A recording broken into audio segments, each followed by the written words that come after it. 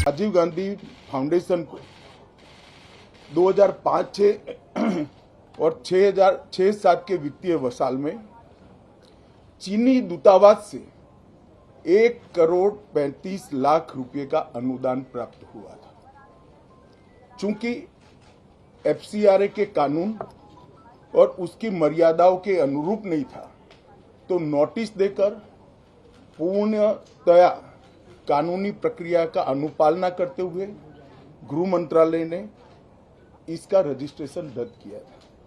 Foundation ने अपना registration सामाजिक कार्यों के लिए करवाया है और ये जो राशि चीनी दूतावास से मिली, इसका उपयोग भारत चीन संबंधों के विकास पर शोध करने के लिए ये पैसा दिया गया है।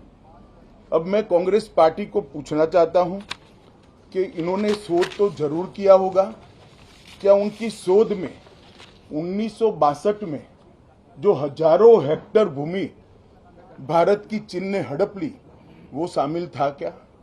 और शोध इस पर किया तो रिपोर्ट क्या आई है?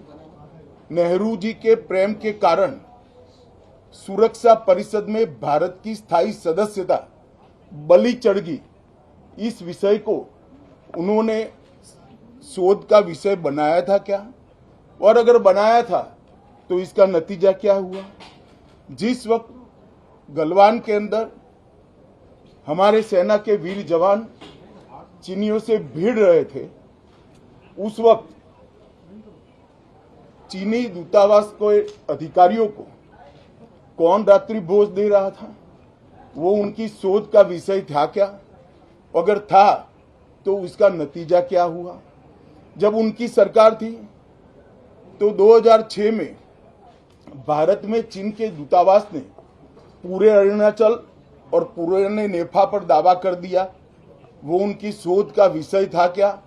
अगर शोध हुई तो उसका नतीजा क्या हुआ? राजीव गांधी फाउंडेशन को 2005-6 और 2006-7 के वित्तीय वर्षाल में चीनी दूतावास से 1,35,00,000 रुपए का अनुदान प्राप्त हुआ था।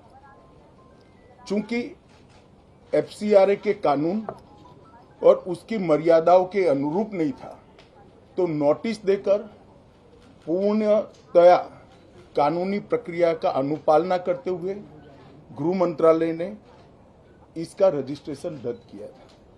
फाउंडेशन ने अपना रजिस्ट्रेशन सामाजिक कार्यों के लिए करवाया है और ये जो राशि चीनी दूतावास से मिली, इसका उपयोग भारत चीन संबंधों के विकास पर शोध करने के लिए ये पैसा दिया गया है।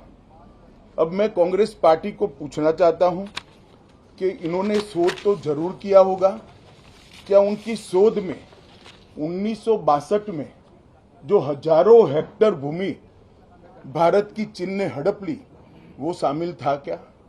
और शोध इस पर किया तो रिपोर्ट क्या आई है?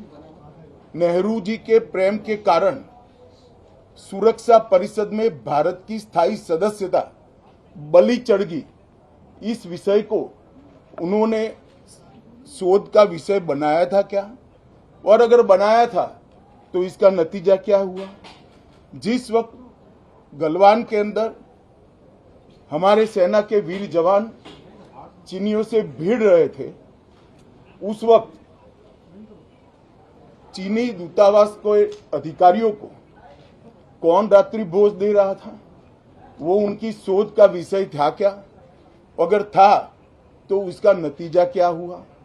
जब उनकी सरकार थी तो 2006 में भारत में चीन के दूतावास ने पूरे अरुणाचल और पूरे नेपाल पर दावा कर दिया।